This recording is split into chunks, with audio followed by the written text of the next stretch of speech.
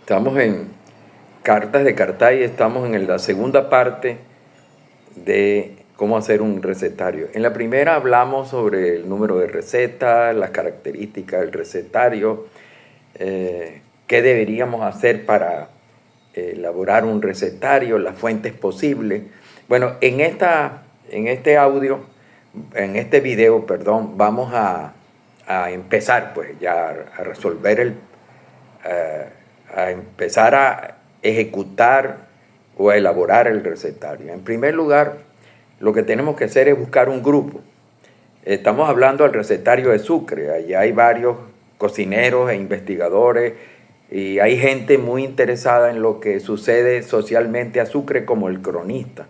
Entonces, bueno, tenemos que organizar un grupo, establecer un día a la semana para reunirnos y un lugar. Entonces, y el primer día de reunión deberíamos tener dos cosas. La primera, deberíamos tener un mapa político-administrativo de Sucre ampliado y lo pegamos en la pared.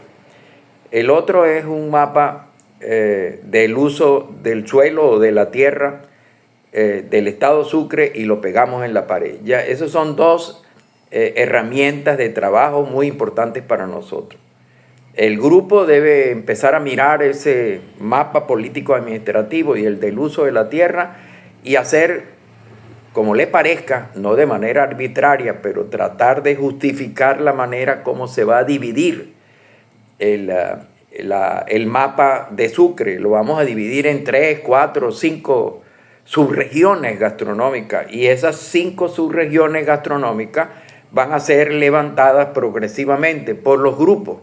Entonces, por ejemplo, Víctor y otros están en Cumaná. Entonces, bueno, Víctor monta su grupo de Cumaná, le dice a Churri que monte el grupo de Parias. Supongamos que hemos dividido el estado Sucre en Cumaná, Carúpano, Araya y Paria. Son 4 grupos. De manera, yo diría, yo lo estoy haciendo de manera arbitraria, pero ustedes tienen más razones para dividirlo de manera correcta. Bueno, supongamos que fueron esos 4 subregiones. En cada subregión deberíamos tener un grupo. Cada grupo debe tener un responsable. Cada grupo debe tener los 2 mapas.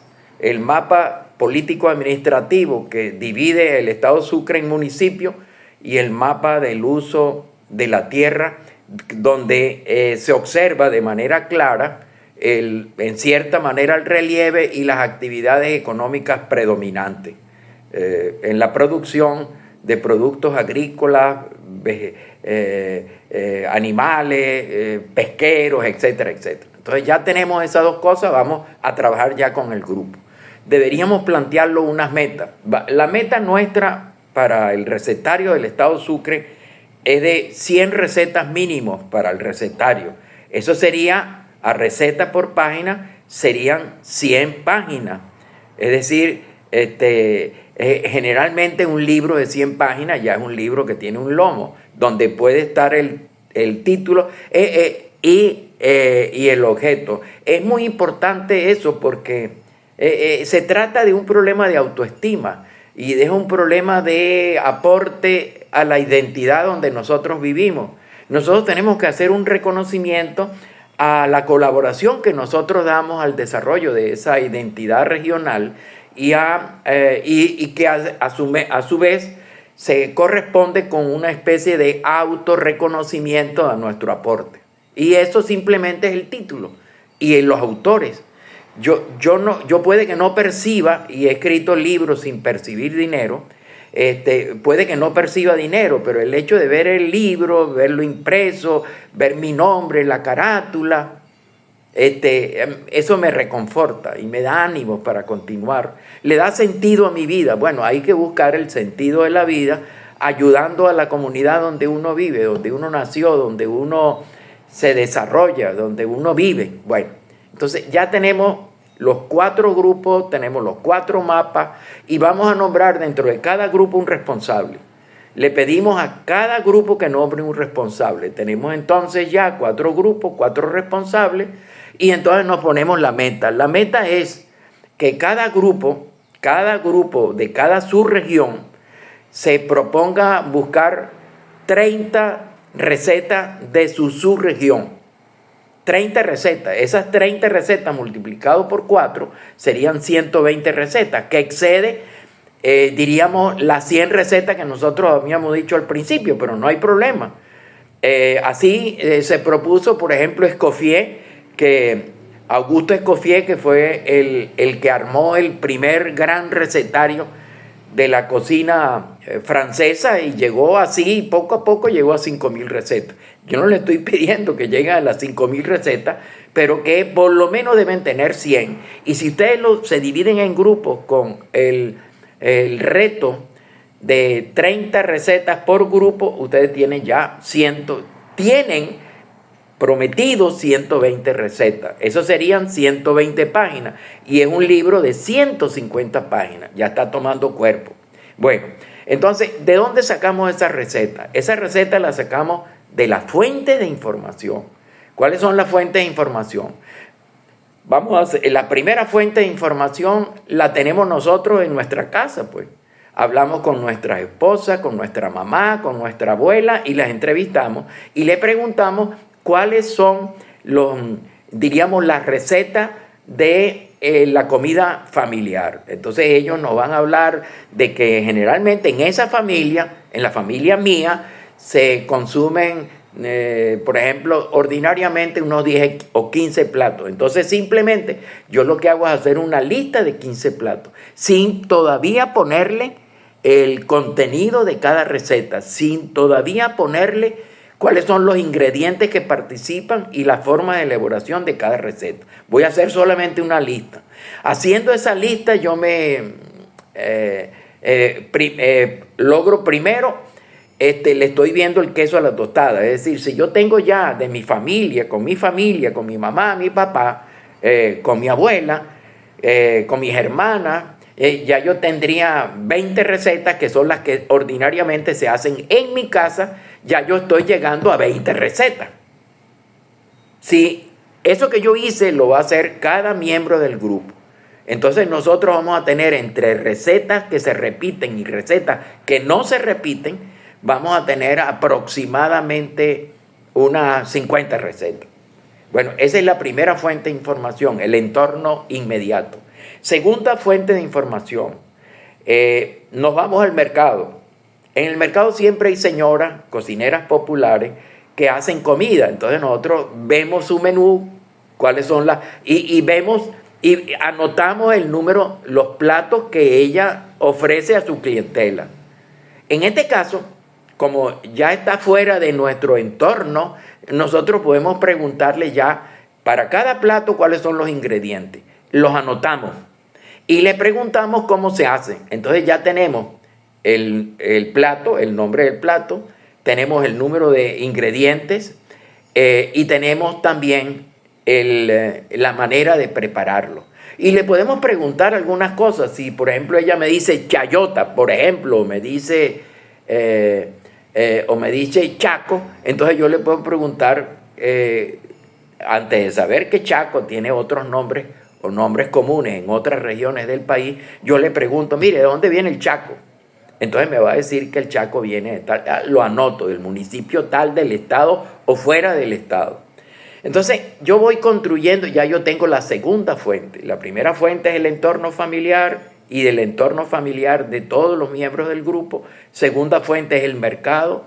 Tercera fuente, pregunto a la gente, a mi mamá y a otros, le pregunto cuáles son las matronas. Es decir, yo voy a llamar matrona a las personas que son representativas de una sociedad local. Es decir, son señoras que han alcanzado un cierto relevancia por algunas razones. Una relevancia porque son generosas, porque son unas personas que han sido representativas de tu estado, pero a mí lo que me interesa en este punto es si ellas son unas personas reconocidas por ser muy buenas cocineras, aunque no vendan la comida que preparan.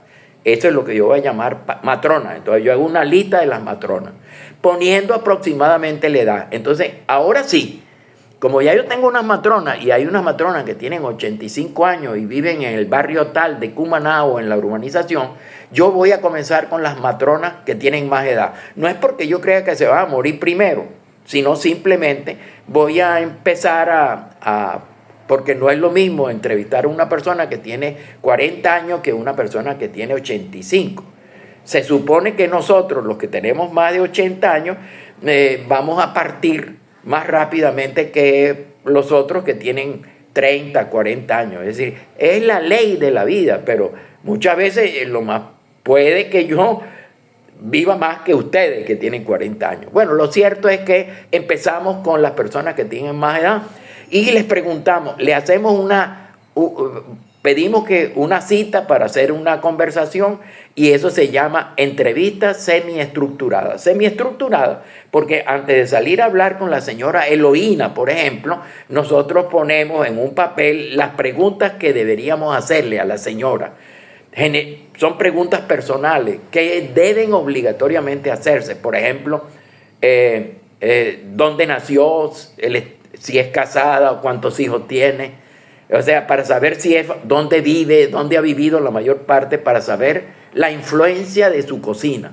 Bueno, y le preguntamos la pregunta clave: ¿quién le enseñó a usted a cocinar y a qué edad aprendió? Entonces, eso es clave, eso lo tenemos que... Generalmente nosotros siempre llevamos un grabador y le pedimos permiso a la persona que vamos a entrevistar para decirle: señora, usted permite que nosotros grabemos. Nosotros le vamos a dar también copia del resultado de la grabación, se la vamos a dar a usted para que usted vea lo que estamos haciendo. Pero también nosotros, aparte de eso, le tenemos que hacer preguntas ya sobre su formación, dónde aprendió a cocinar, quién le enseñó a cocinar. Bueno, después que terminemos esa parte como introductoria, nosotros empezamos a preguntarle: ¿cuáles son los platos que usted prefiere? Dígame los 5 platos más importantes de Cumaná. Entonces ella me va a decir: ay, mijito, en Cumaná tiene muchos platos. Sí, pero dígame por lo menos los 5. A mí me interesan son los 5 o los 10. Y yo después le digo por qué. Bueno, pero si ella me dice, quiere decirme 20 platos, bueno, dígamelo. Entonces yo los anoto del 1 al 20. En esos platos no le estoy preguntando, porque si no sería muy larga la entrevista, no le estoy preguntando sobre los ingredientes de cada plato, a menos que sean platos por ejemplo, muy raros. Si hay un plato que se llama pásame para el otro lado, por ejemplo, entonces ese es un plato raro. Entonces yo de inmediato le pregunto: dígame más o menos cuáles son los ingredientes principales. Bueno, porque hay platos así, hay platos que tienen nombres raros. Entonces eso inmediatamente se le pone a la mano derecha del plato, se le ponen los ingredientes principales. Bueno, y así yo sigo y le hago preguntas muy importantes por ejemplo, ¿qué comía usted cuando era niña? ¿Qué le servían los lunes, los martes? La respuesta puede ser: hijo, a mí me servían todos los días la misma comida. O no, a mí me servían los jueves, me daban una sopa que me la daban el jueves. Hay hábitos de consumo, hábitos culinarios que se comportan que se convierten en comportamientos gastronómicos. Entonces, bueno, yo pregunto eso. Y los días de semana, de lunes a viernes, eran iguales a los días de fines de semana. Entonces me va a decir: no, el fin de semana hacían un sancocho para toda la familia, para todos los hijos, y ahí comía todo el mundo. ¿Y con qué? ¿Cuál era el contorno? ¿Con qué lo acompañaban? Bueno, lo acompañábamos con arroz, con yuca frita, con yuca sancochada, con plátano, casabe, no sé, anoten, ustedes van anotando. Toda esa información es muy valiosa. También se le pregunta cuáles son los platos que a usted le gusta más cocinar. Y todo eso es grabado y anotado. Uno anota y graba. También le puede preguntar, pero hay algunos platos, si por ejemplo le llega a usted un visitante, una familia, para el domingo, le dicen: mira, voy para allá, y va una persona que usted aprecia mucho, que está viajando de Caracas, y va a comer en su casa el fin de semana. ¿Usted le hace la misma comida de todos los días o simplemente le hace una comida especial? No, una comida especial y tal. Bueno, entonces, ¿cuál es esa comida especial? Dígame los nombres de los platos que usted sirve. También usted le puede preguntar, por ejemplo, en Semana Santa, donde no se come carne, ¿cuál es la comida de los 7 potajes? ¿Cómo se llaman? ¿Cuántos platos? ¿Se llaman 7 potajes? No, es la comida de la Semana Santa. Entonces yo lo anoto. En los velorios, aquí se sirve comida. Sí, se sirve comida. ¿Qué se sirve? Una sopa, tal. Todo eso lo voy anotando. Eso se llama comida conmemorativa, comida festiva, son diferentes categorías, comida celebratoria, son las comidas de banquete. Si viene el presidente de la República, ¿qué le pondría a usted? Lo mismo que le pone a su familia. Entonces, conmemorativa son las comidas que se recuerdan porque son fechas importantes, como la Semana Santa, el Carnaval, puede ser Navidad, el 24 de diciembre. Las comidas celebratorias son aquellas comidas que se sirven en los cumpleaños, en los bautizos, en las bodas. Las comidas celebratorias vamos a llamarlo así, celebratorias de banquete, son las comidas que se sirven cuando viene un presidente, el gobernador del estado, etcétera, que se le hace la comida típica o la comida tradicional más importante que se tiene en el pueblo. Y hay otra categoría que es la comida cotidiana, la comida que uno come de lunes a viernes. La comida festiva es la comida que uno come los fines de semana, si es que es diferente. Entonces ustedes tienen varias categorías. De eso, Urtica todavía no lo van ustedes a dividir por categoría. Eso lo vamos a hacer después que tengamos la lista de platos completos y le pongamos a la derecha Semana Santa. Ya nosotros sabemos que esa comida de Semana Santa es una comida conmemorativa, porque no es un hecho alegre, sino se conmemora, se recuerda la muerte de Jesús, el padecimiento de Jesús, etc. Entonces, ahí vamos anotando. Tercera fuente de información. Una fuente, ya habíamos, la segunda es, la primera es el entorno familiar, la segunda las señoras del mercado, la tercera son las matronas, cuarta fuente de información. Entonces uno se va simplemente a una casa de gente que uno conoce o que no conoce y le pregunta, disculpe y tal, mire, estamos haciendo una encuesta para hacer un recetario de las comidas más importantes de Cumaná, si es que estamos trabajando en Cumaná. Y entonces queremos preguntarle a ustedes cuáles son las comidas que ustedes consideran más importantes. Ahí estamos aplicando un método que se llama el Top 5. El Top 5 significa en inglés, es un método sociológico de búsqueda de información, que uno en la mente, cuando le preguntan cuáles son las 5 frutas que te gustan más, uno dice 5 frutas, pero en el orden que la dice, uno va diciendo una preferencia que tiene por la fruta. Si a mí me preguntan, yo digo que es la fresa y digo 5 frutas, bueno, el primer lugar es la fresa, la primera que me viene a la memoria, y eso tiene relación con, diríamos, la importancia que la fruta tiene en la construcción de la memoria de las frutas personal. Eso no quiere decir que los 5 primeros platos, o los 5 platos, 1, 2, 3, 4, 5 de mío, van a ser igual a lo de otra persona y a la otra. Entonces uno hace una columnita con 5 platos de 1, le pone el nombre 1. Si le hizo una entrevista o le preguntó una encuesta a José, entonces el número 2, entonces pone la lista de las 5 platos más importantes para José, y así va para Amelia, Carmen, Ana, y entonces uno tiene 5 en muchas columnas.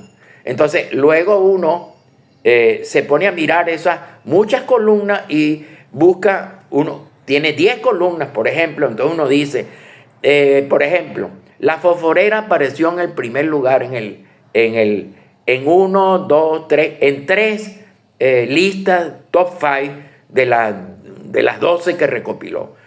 Entonces, el plato que haya sido más nombrado en el primer lugar es el primer lugar de mi lista síntesis. Entonces, luego me pongo a mirar y luego veo ese plato, cada plato le voy poniendo el número de veces que he citado y en qué lugar. Entonces yo voy haciendo una lista de 5 platos, de los platos más importantes del primero, segundo, tercer y cuarto lugar. Esos para mí son, diríamos, de acuerdo con mi búsqueda, son el corpus culinario básico del estado Sucre o de Cumaná. Es decir, son los impelables, los imprescindibles. Bueno, ya yo lo tengo. Entonces, también yo puedo hacer, después que tengo todo eso, yo hago otro que es el focus group. Yo reúno 3 o 4 cocineras y les pregunto cuáles son los platos más importantes para ustedes. Entonces, cada cocinera va a decir los platos más importantes para ella y el nivel de dificultad. Pero hay otra cocinera que está al lado que dice, no, mijita, tú dijiste esos 5, pero para mí son estos 5. Entonces, ellos comienzan a discutir y entonces van entre todas definiendo cuáles son los platos principales. Esos son los platos que resultan de esa cruce de información, resultan los imprescindibles también de Cumaná. Entonces, generalmente los platos imprescindibles siempre tienen una relación con el entorno ecológico donde uno vive. Por ejemplo, si yo estoy en Cumaná, es normal que de los primeros platos de la lista aparecen platos cuyos ingredientes vienen del mar. O vienen de, por ejemplo, si yo estoy en Cumaná, yo utilizo platos estoy en Carúpano, pues utilizo platos donde entra el cacao o donde entra el ron. ¿Por qué? Porque en esa zona se produce mucho ron y mucho cacao. Bueno, así nosotros vamos construyendo. Después que tengamos eso, hacemos luego, vamos a la quinta fuente de información, que es Internet. Yo me meto en Internet y busco en Internet, pongo los platos más importantes de la cocina cumanesa. Y entonces busco y anoto los platos más importantes de la cocina de Carúpano. Ahí me pueden salir algunos platos que son de Carúpano exclusivamente. Entonces, después de haber buscado los platos más importantes en Internet, que entre paréntesis los busco por diferentes fuentes de Internet. Una fuente es Google, pero hay otra fuente. Entonces yo voy recopilando y anotando. Después que tengo todo eso, yo reviso mi lista de platos. Ya yo tendría platos, una lista que tendría como 50 de la lista original. Entonces yo lo que voy es sumando y sumando y voy a llegarme una sorpresa. Me voy a llegar una sorpresa, a llevar una sorpresa de que ya tengo 70 platos, imagínense. En las primeras 2 semanas ya yo tengo 70 platos. Y entonces tengo que buscar ahora como con bisturí los platos que me faltan. Entonces tengo que visitar, tengo que revisitar algunas de las fuentes, y sobre todo tengo que hablar con algunas personas representativas. Una persona representativa es el cronista de la ciudad. Entonces yo me voy a hablar con el cronista de la ciudad. O me voy a hablar también, sino también con los historiadores, los sociólogos, con los que, si hay una universidad, la Universidad de Oriente, me voy a hablar con algún sociólogo, etcétera, antropólogo, y ahí voy completando. Y cuando menos acuerde, ya yo tengo, en 2 o 3 semanas, tengo 150 platos. 150 platos. Entonces ya yo tengo parte de mi recetario. Todavía no tengo el recetario. Ahora tengo que agarrar esos 150 platos y categorizarlo, es decir, dividirlo de acuerdo con su categoría. Entonces lo divido en sopa, ensaladas, platos principales o platos de resistencia o segundo o seco, como sea. Luego viene postre, bebidas alcohólicas y bebidas no alcohólicas. Entonces ya yo tendría, hay una primera división de esa lista y ahí sí comienza realmente el recetario. Sin darnos cuenta, ahí está también el diccionario. Ahorita no me voy a referir, pero ahí está el diccionario, en potencia. Está viviendo ese diccionario ahí. Por ejemplo, si me dicen gofio cumanés, como me dijo Víctor, ya yo tendría una palabra para el gofio, para mi diccionario. Pero, y si él me dice que el gofio cumanés lleva casabe, ya yo tendría otra palabra, y así voy. Y si el casabe se hace con harina de yuca, ya yo tengo una tercera palabra que es yuca. Entonces, fíjense bien ustedes cómo se va construyendo el diccionario. Pero todavía no. Lo que nos interesa ahorita es agarrar la lista dividida en categorías y comenzar a empezar a plantearnos, llenar las definiciones y los contenidos, o sea, cuáles son los ingredientes. Agarramos primero una de las categorías, puede ser sopa. Entonces comenzamos a ver cuáles son las sopas. No pierdan de vista que muchas veces las sopas son, hay muchísimas sopas y generalmente siempre son iguales. Eso lo dijo un tipo llamado Gray Maas, que es un semiólogo, que llegó a la conclusión de que casi todas las sopas están formadas por los mismos componentes. El componente diferencial son algunas verduras y otro ingrediente diferencial es la fuente de proteína. Si ustedes tienen sopa de gallina, pues por supuesto lo que hacen es poner gallina. Pero la sopa de gallina, si le ponen sopa de pavo, la gente no hace sopa de pavo, pero lo que hace es cambiar la carne. Por ejemplo, sopa lo que hace es cambiar la fuente proteínica y usted va viendo cómo se está montando la sopa, porque casi todas las sopas son iguales, a menos que sean sopas especiales. Ustedes no pueden hacer, por ejemplo, y esto no es una receta de Cumaná, pero si yo fuera francés yo no pudiera meter dentro de esa categoría, o mejor dicho, utilizar esa herramienta de la especie de ecuación con la sopa de, por ejemplo, la sopa de cebolla. Hay una diferenciación entre una sopa que es un caldo o un hervido y otra sopa que es un potaje, que utiliza un guiso. Generalmente uno hace un guisito antes de ponerle, hace un guiso aparte, luego le pone el agua, lo empieza a calentar, le pone sal, le pone las primeras verduras y le pone el guiso. Antes de ponerle yo no soy cocinero, disculpen si estoy hablando barrabasadas, si estoy hablando cosas de las cuales no sé, pero ustedes sí saben, ayúdenme. Entonces, ustedes están haciendo, y hay sopas muy especiales. La sopa de cebolla es una sopa especial porque es una sopa que se le pone, se gratina con queso y se mete al horno en algunas recetas. Entonces, no es la sopa tradicional, la sopa popular tradicional, que es una sopa básica, simple, que lleva agua, verdura, proteína, lleva unas ramas, especias, y ya, esa es la sopa. Entonces, si ustedes hacen eso en un orden, ustedes van a tener una sopa. La crema es diferente, porque todo eso, si ustedes lo meten en una licuadora, se convierte en crema. Entonces, ustedes pueden, pero generalmente uno no hace crema, generalmente uno no hace crema de sopa de pescado. Puede hacerlo, pero generalmente las cremas son como crema de verduras, etcétera, etcétera. Entonces, bueno, ya estamos haciendo el recetario. Y eso es lo que yo quería decirles. Disculpen si me ¿cómo se llama? Alargué, pero si ustedes tienen algunas preguntas, ustedes me escriben directamente a mi correo, rafaelcartaya@hotmail.com, o me escriben a mi WhatsApp, que ustedes lo tienen ya en Cocina de los Amigos, o que lo tienen directamente en el diplomado que están haciendo, o que lo tienen directamente con la escuela donde están estudiando cocina, etc. Entonces, bueno, ya ahí tenemos nosotros como la segunda emisión de cómo hacer un recetario. Después haremos otra sobre cómo terminar el recetario, cómo publicar el recetario, y otra es cómo dividir el recetario, etcétera, etcétera.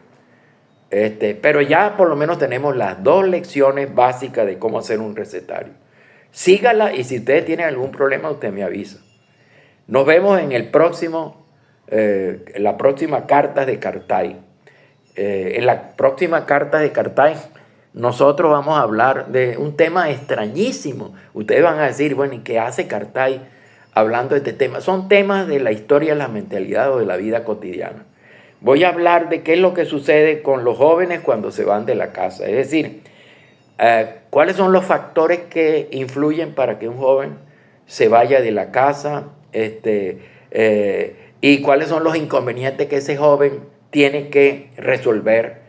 ¿Y por qué digo? Porque eso lo he pasado yo, lo han pasado los hijos de mis amigos, lo han pasado los jóvenes, pero la manera como uno resuelve eso es diferente en España, diferente en Colombia, diferente en Estados Unidos y diferente en Venezuela. Entonces voy a hablar de las diversas maneras que uno tiene para afrontar el problema de la separación del hogar familiar de los jóvenes.